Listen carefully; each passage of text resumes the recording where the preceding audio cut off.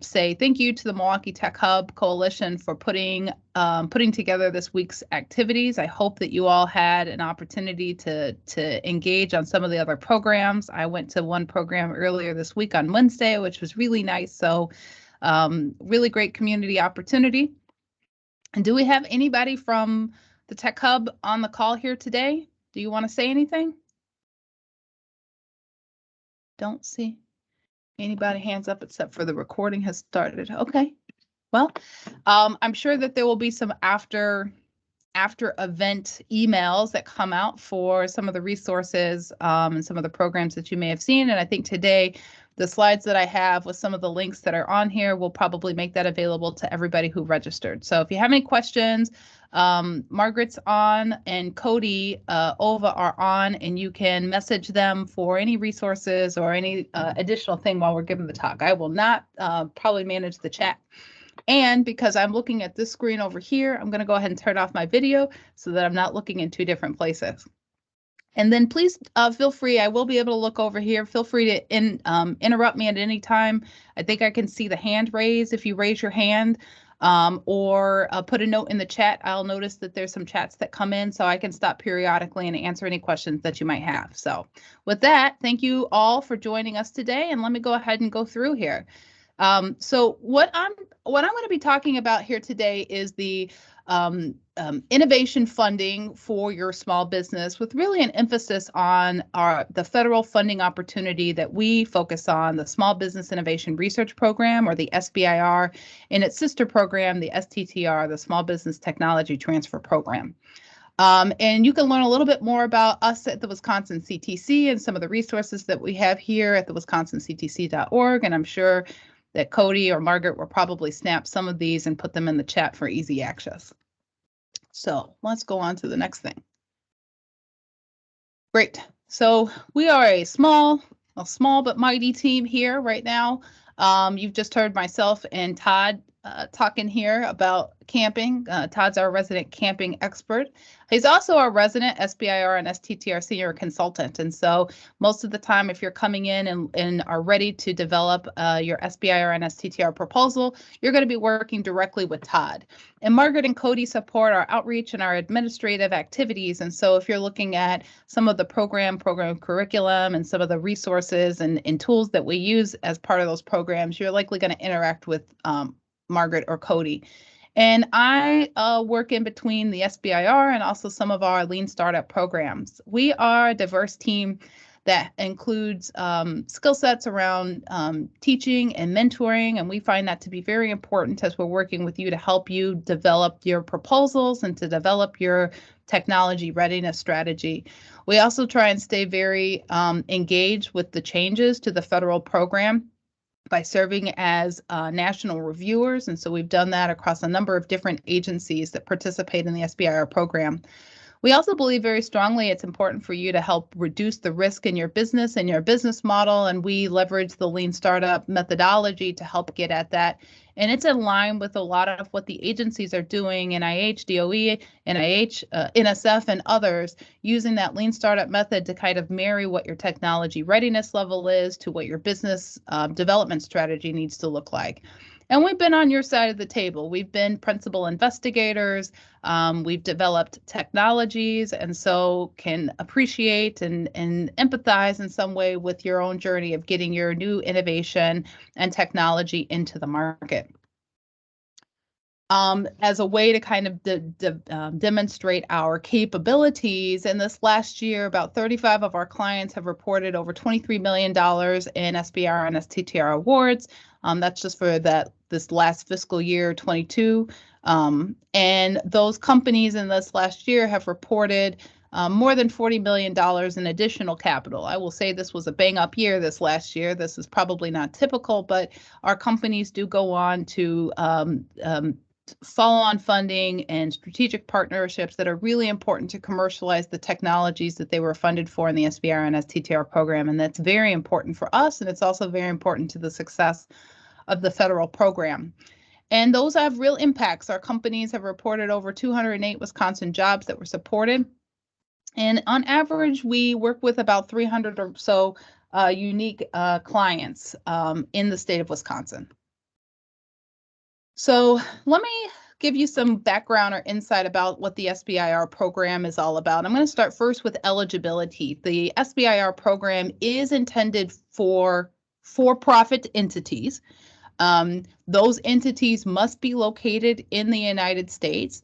And you may have gotten this from the name, Small Business Innovation Research. There is a research flavor to these SBIR proposals. And so when you're doing that research, they're looking for you to do that research here in the United States. Now, I will put a little caveat out there that research means different things to the different agencies. So it may not be your standard be in a lab working at a workbench. There may be some other ways that research looks, including actually some customer discovery, as some of the agencies like Department of Defense and the Air Force are using customer discovery as a way to think about research. Companies must be small businesses, and what that means is that they have fewer than 500 employees, and that includes affiliates. And more than 50% of that company must be owned by U.S. citizens or permanent residents. And there are some caveats if your company is owned by VCs, hedge funds, or private equity. So if you are in any of these categories here and are interested in the SBIR program, then you should reach out to myself or Todd or just generally the Wisconsin CTC so that we can help you navigate how your circumstances fits into this rule set. So the SBIR program is actually a program managed out of the Small Business Administration, but really executed by 11 participating agencies. And I list those agencies here. I mentioned that earlier that there are two flavors, the SBIR and STTR, and I'm not going to get into the details of either one because we can talk to you about that individually. But over a course of a year, these agencies collectively can make about $5,000 award, 5,000 awards per year to small businesses. And all of this is non-dilutive capital. So no equity taken from your business. It really is there as America's seed fund to help you develop that technology to a point where it could be more attractive for strategic partnerships or for it to be investable. And another cool thing about the federal SBIR and STTR program is that there are data rights imbued into the program. And so you can retain your intellectual property. So it's a really nice way for your company to work through research and development goals and to retain the ownership of that intellectual property. The purpose of the SBIR program is to help you or to help the nation really stimulate technological innovations through these small business entities and increase, to develop those technologies so that they are at a real strong technology readiness level so that you encourage more private sector engagement and commercialization of these innovations that are resulting from the federal investment in your cool innovation. So Margaret's going to be mad that this is blurry, but I did what I have to do here to demonstrate that the SBIR and STTR program has really evolved over the past few years. So if you're on the call and you're really familiar with the SBIR program, even as of 10 years ago, those things have changed. And we've just gone through a new reauthorization, really a tough reauthorization that's really calling out how how legislators want to think about the power and the use of the SBIR and STTR program. And so I illustrate kind of the way that the conversation is going with this slide here, whereas you do bring to the table some kind of technology focus, and technology focus can be a variety of things. It can be anywhere from, deep technologies, artificial intelligence, to really good and practical processes or solutions that just need to be implemented in new spaces. So at the bottom of the pyramid or the bottom of the ladder here, looking at what are those technology-enabled products that you're working towards. And then the next level is how are you developing those products to really align with an impact area or an impact sector that the agency cares about. And then how are you leveraging the SBIR federal funding to help develop that technology so it is really aligned for in-market use. And I think that that's really important to keep in mind, because before, the agencies were really interested in the technologies and could encourage you to develop your own plan about what that impact would look like and how it would get in market, but they were really focused on that technology. But now competitive proposals, or the benchmark for a competitive proposal across agencies, is moving so that when you propose, you really need to understand what that impact, the sector that you're trying to move that technology into, what they care about, and doing things like customer discovery, understanding what the business risks are that really impact how that technology development process is going to look like. That is going to make for a much stronger proposal for your competitive position in the SBIR world today. What I want to do now is kind of talk you through some of the core agencies that we work with, and give a flavor of what some of those impact metrics or those impact opportunities look like from an agency's perspective.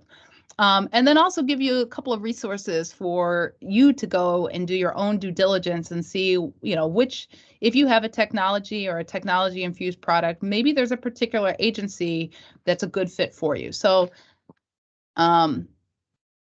let me go on here to the National Science Foundation. If you go to the National Science Foundation, and I will say that I'm leading with the National Science Foundation because they are the first agency to really launch the SBIR and STTR program. And so they're a legacy organization in this space, and they also are continuously innovating and looking at ways to really tighten up that technology development onto the market impact interactions here. So when you go to this website and look at the portfolio of impact areas that they're looking for, the first thing I want you to notice is that there are a lot of opportunities in the National Science Foundation to provide solutions in the space of advanced manufacturing, to bring forward interesting technologies that leverage artificial intelligence, to develop tool sets that are in the biological spaces, and also even to look at areas like learning and cognition technologies. So again, I'll just emphasize that there are really a lot of defined impact areas for the National Science Foundation and in the other agencies. But to really understand in that space, what are they looking for? I'm going to go to the next slide and pick on advanced manufacturing. When you click on the advanced manufacturing tile, it'll bring you down to this this page, and you can read. I'll just read a little bit here for you, that the advanced manufacturing area aims to support emerging innovations in manufacturing with the potential to stimulate the nation's manufacturing sector, and to do so by improving efficiency, competitiveness, and sustainability. And if you were applying for the National Science Foundation in their advanced manufacturing track, your proposal should aim to speak to how that technology could be environmentally friendly, compatible with human health and planet health, and driven by technological advancements. I'm bringing this up to say that the agencies are customers when you're applying for an SBIR and STTR, and so really helping to make sure that you're speaking to them like a customer, and you're developing your technology or your pitch strategy, if you will, in this proposal to what they're looking for as critical outcomes for your technology. I'm going to go on to the Department of Energy, and they have a variety of areas here that are listed. These are their research areas and the research and impact areas. And I hope what you might notice is that there are often overlaps between what each agency is looking for. So cybersecurity is one that the National Science Foundation and the Department of Energy are both interested in. So if you have a cybersecurity focused technology or technology product, then you might think, well, maybe I can apply that in the energy space, or maybe it's best fit for the National Science Foundation. And that strategy is something that we at the CTC can help you think about. But I want to draw your attention that that part of that strategic thinking is to understand how each of the agencies are looking at how your proposal fits into some of their greater impact or their greater initiatives. And for example, the Department of Energy has announced in the past month that they're looking for proposals in a variety of areas including in their SBIR and STTR program, to meet the intention of their Justice 40 initiative. And I'm not going to read that in full here, but part of that Justice 40 initiative are solutions that help remediate or to speak to or to develop new solutions that impact communities that may have been previously previously disadvantaged communities. So looking at these other areas that the agencies are developing metrics around are really important to your overall SBIR and STTR strategy. I'm going to move on now to the National Institutes of Health, because the Institutes of Health are many different opportunities. So a lot of the strategic impact opportunities lie within the strategic plans of each one of these institutes. And so if you don't know what each one of these institutes are, I didn't list them all out in full name, but you can go to the first link on this website and get here to the quick links and then go to each one of those institutes. Or you could reach out to us at the CTC and we can kind of help you navigate which institute might be the best fit for where your technology is at. Now, some of the institutes have more money for phase one, or they have contract opportunities, or they have some other ancillary funding that goes along with it. So there's some really good opportunities if you're in that health space to think strategically about how NIH might, because of some of their different programs, help you move your technology forward in a way that maybe National Science Foundation won't do, even though both of them have a biotechnology area. But for this, you might say, well, how am I supposed to go through? Do I have to go through each one of these institutes and look at what they are? Well, for NIH, they have actually an Omnibus Solicitation. And what that means is that you apply through one application portal, if you will, but you can develop a proposal based on all of the participating institutes on that Omnibus Solicitation. So the bottom long link here is a link to the Omnibus Solicitation.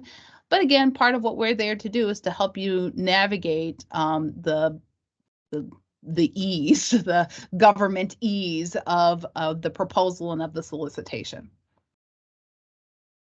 But I did want to draw your attention to the fact that some of these agencies have some additional programs that are there to help you commercialize your product and also to help you build out your team. And NIH is one where they've had a number of different ancillary programs, including the Small Business Transition Grant, which is to help early career academic scientists transition to entrepreneurship and support their transfer of their technology from academic laboratories into small businesses. So a number of our clients have taken advantage of some of these additional resources to build out their team and to build out some of their expertise. And we'd love to help you identify if some of these additional programs might be a good fit.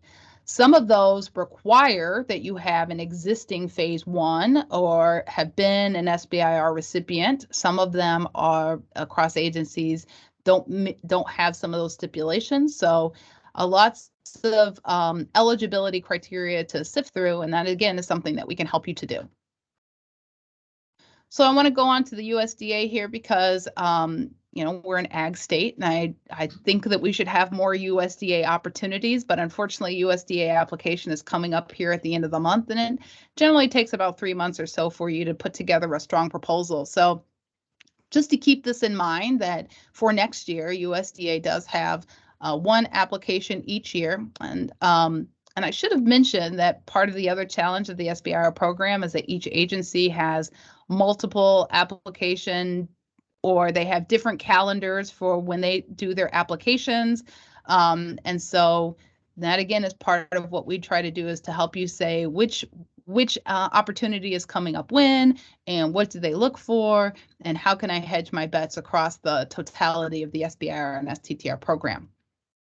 But for this example here at the USDA, I wanted to just draw your attention to the small and mid-sized farm opportunities to just demonstrate that what they're looking for in this particular area are newly developed plant, animal, organic, and natural products to increase operation efficiency and conservation of natural resources. But they define resource priorities that include new agricultural enterprises, development of new marketing strategies, farm management, And I won't go through the rest of the list, but it's an illustration that the different agencies have different and even in different participants or different institutes or different divisions within an agency may have different ideas of what research looks like. So one of the things that we do at the CTC is to identify what program that you might be interested in, what division within the agency, and then reach out to those program officers like Dr. Dennis here to understand what they're looking for as a strong set of activities for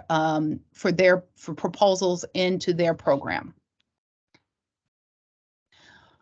Well, the Department of Defense, this SBIR program is about a $4.3 billion program. The Department of Defense has about $2 billion of the dollars, and so they are also the most complicated. And what I will say about this is I'm not going to go through all the opportunities here because it would take too much time. And we have an actual program, SBIR Ready, that helps you kind of unpack some of the Department of Defense SBIR and STTR programs. We run that in the spring, and I encourage you to go to our website, sign up for our newsletter as a way to kind of keep track if Department of Defense is of interest for you. We do that in partnership with AeroX, which is an emerging defense accelerator, and our partners with the Wisconsin Air National Guard. So I talked a lot about the agencies and what they're looking for, but I want to now talk a little bit about how that funding is distributed and what they're looking for. I mentioned at the beginning that this is, I hope I mentioned at the beginning that this is a focus on technology and technology readiness so that you can demonstrate the impact of your technology product in a sector, in an impact sector. So what does that mean, technology readiness? Well, you can Google technology readiness. NASA, Department of Defense, they've put out some definitions on a technology readiness, which is illustrated in short here with this thermometer. And the SBIR program really comes in at that technology readiness level or TRL level, between a 2 to 3 to 4. Where you're researching and trying to prove the feasibility. So you might be a researcher in a lab, you might have done some basic research, but once you've started to identify, oh, there's something real here, and you're aiming it at an impact area or in an impact industry, that's where you can leverage the Phase 1 SBIR program to think about what does feasibility look like to demonstrate potential impact in that sector or in that industry. That's the point of the Phase 1 dollars, and I'll illustrate what that looks like here in a minute. But then companies who are successful in proving feasibility can then go on to compete for Phase 2 dollars, and that looks different across each agency. But generally, that's to get them at that technology readiness like 4 and 5, where you're really trying to scale up that technology. And all of that effort is to help position you for that technology readiness level of about 6, where you're demonstrating that technology, and you're demonstrating that to strategic partners and to investors and to others that come after that SBIR feasibility. This is broken down here in this other way, where Phase 1, again, is to prove out feasibility, and the activities that you have are to develop a technical proposal. You have to have a project team. You have to demonstrate you have a good working environment. And you have to be able to do feasibility work within the budget that agency's given you, which is about $75 to $150,000+. Companies that successfully complete their Phase 1 are eligible to compete for Phase 2, which is about $1 million, give or take what the agencies look like. And what's required there is a Phase 1 final report and a commercialization plan. And then Phase 3 is really not funded by the SBA, but are ways for you to think about commercialization and scaling and other investment capital. And for some of the agencies that have contracts like Department of Defense, they may have some additional dollars to help you help them to acquire your technology or further develop your technology in their setting. So they, in that case, are the customer. Okay, so I bet you're asking yourself, huh? Oh, where do I begin? And so I want to say, well, one of the first places you can begin is go to the SBIR website. Under the resources tab, there's a lot of cool things, including some short courses that you can read through if reading is your thing, or you can watch videos, which is my preferred thing, to get some better understanding about the program basics and some of the other ways to look at competitiveness and strategic positioning of your company. But they also have ways to look at past award data. So you can even do your own competitive analysis of other technologies that may have been funded by the different agencies, maybe even look at other companies that you know of that have gotten funded from, or you want to see if they've been funded by the SBIR, what was the abstract of their project. And you can even get down to contact information so you can reach out to people. But the CTC also aims to help with a number of resources, including partners. We have, as part of our sister program here in the Institute for Business and Entrepreneurship, the Small Business Development Center, and they are a great resource to help you think about kind of the technical business activities that you need to do. We sit within the University of Wisconsin system, so it's a way for us to think about how do we connect you to potential research partners, but also to navigate different activities you have to undertake if you want to work with the university partner as a consultant or as a contractor. I mentioned AeroX, but we also have an engagement with the Wisconsin Air National Guard as they're spinning up an innovation program called ForwardWorks, and also national programs like APEX, which is a program funded by Air Force to help you apply for Air Force funding, and outreach with sector-specific organizations like the Wisconsin Manufacturing Extension Partnership so that you can do your customer discovery and make a pitch of how your technology fits in that impact sector. We also have a lot of proposal support resources, including on-demand education. And I use this also to show that we also have a pre-submission panel review. So we hire people to help review your proposal at about 3 weeks or so ahead of the deadline, with the goal of giving you actionable feedback to improve your proposal and your proposal writing, and to help you speak the language of that agency. We also have a list of grant consultants. These are fee-based grant consultants, so you would pay them a fee to hire them, but they're individuals that are that have expertise in writing SBIR and STTRs across multiple agencies, and so they have great tools like templates and other connections to help you really craft a strong grant argument.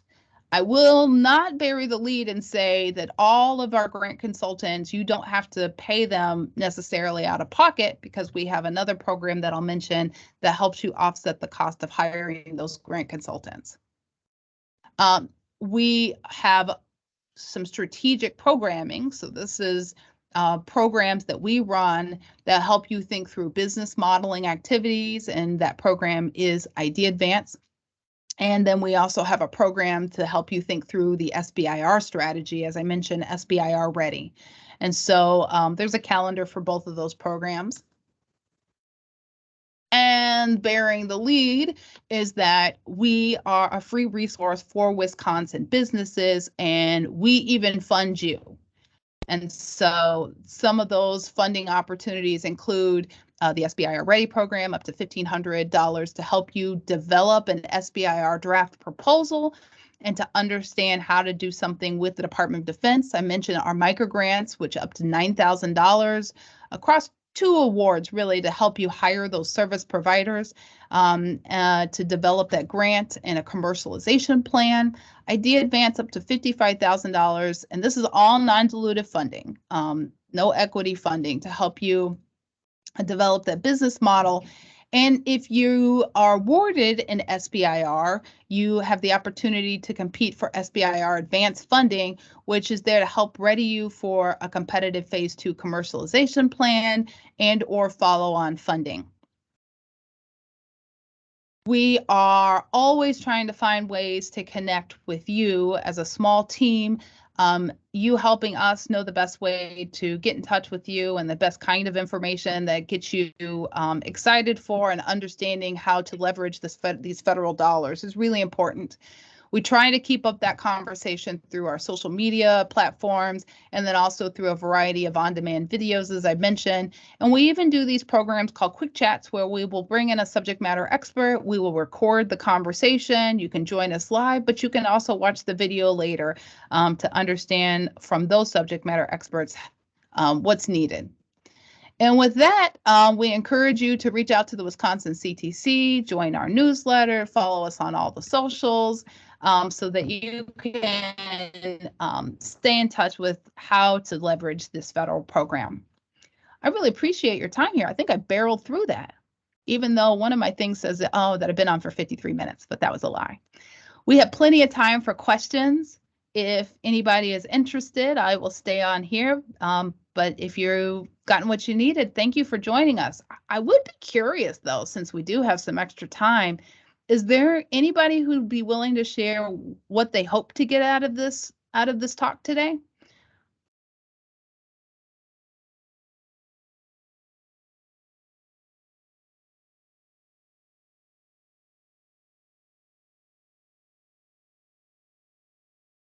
Is there anybody here that has a kind of a technology product that they're looking to, that they think might be a good fit for the SBIR?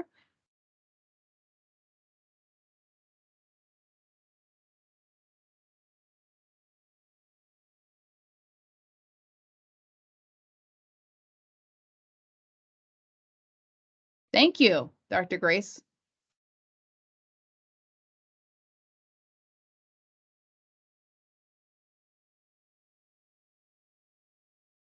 Okay. Well, we would be happy to help you out if you want to reach out. We could talk to you individually about what that might look like. Thank you. Also, thank you for the interaction. Sometimes when you're talking into the webinar void, you want I know that it's not me. I'll just emphasize on our website. If you go to our website, there is on the upper right side a blue button that says request counseling. So if you want to talk to us further, probably the best way is to click on that particular button and fill in the form. It takes about 5 minutes. It does establish a non-disclosure agreement with us, and then I will be able to get back to you and set up an appointment to have a conversation.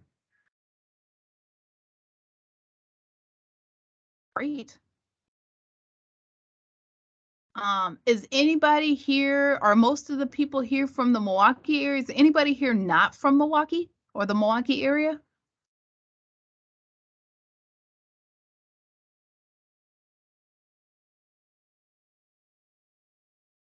I want to say that maybe no, maybe everybody's from the Milwaukee area. Well, if you are in the Milwaukee area, I'll just let you know that we are in the process of trying to plan an event in November 2nd, location to be determined, where we can talk a little bit more about, us and the SBIR program or process, or maybe actually a little bit less, and really emphasize some of the partners that are in the space that have a particular technology area. So I think in November, we're going to really emphasize kind of the data-infused products, artificial intelligence and machine learning technologies across different applications.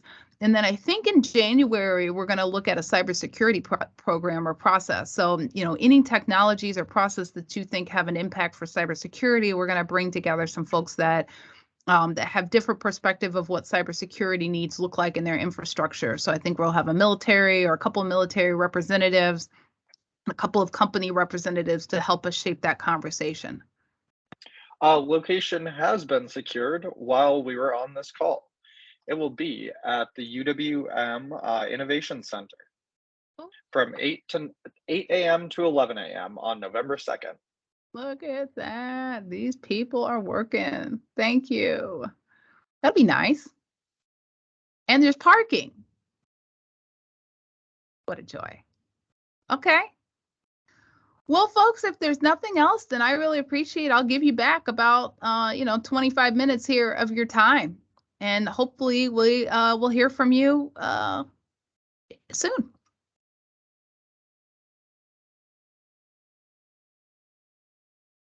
Thanks, everyone. Margaret and I will be reaching out shortly. Oh. We would be interested. Great. Love to hear about the renewable gas, Steve. Wonderful. Thank you, everybody.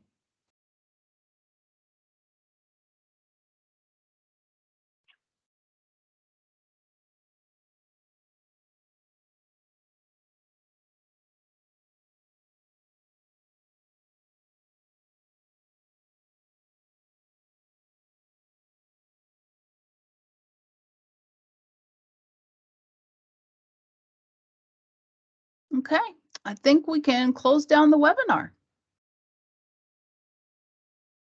Sounds good. Thanks, everyone.